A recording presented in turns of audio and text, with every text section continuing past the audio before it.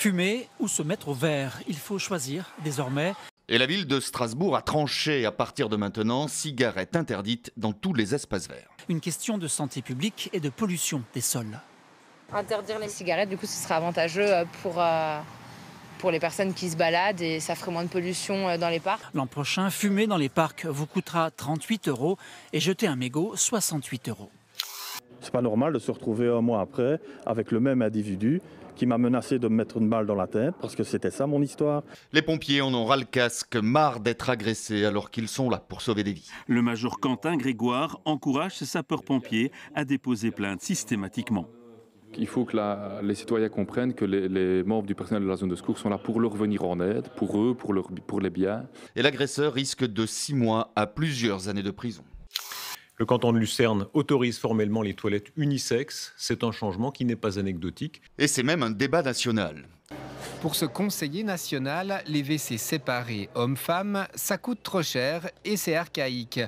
La société a changé.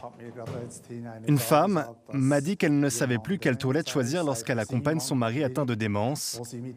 Quoi qu'elle fasse, on la regarde de travers. Mais le débat est loin d'être terminé. Le Conseil fédéral, lui, n'est pas prêt à suivre. La prévention du harcèlement sexuel, le mal-être provoqué par la présence d'une personne du sexe opposé et des motifs touchant à l'hygiène sont autant d'arguments en faveur de toilettes séparées. Au Québec, on rend hommage à l'un des derniers représentants de la Révolution tranquille. Paul Gérin-Lajoie s'est éteint à l'âge de 98 ans. Paul Gérin-Lajoie fut un des bâtisseurs du Québec moderne, un humaniste et un grand idéaliste.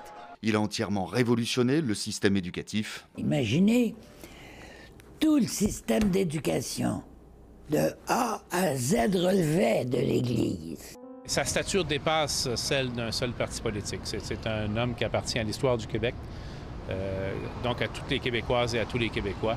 Et il faut le répéter et encore une fois lui dire un grand merci et apprécier ce qu'il nous a laissé. Il aura droit à des funérailles nationales.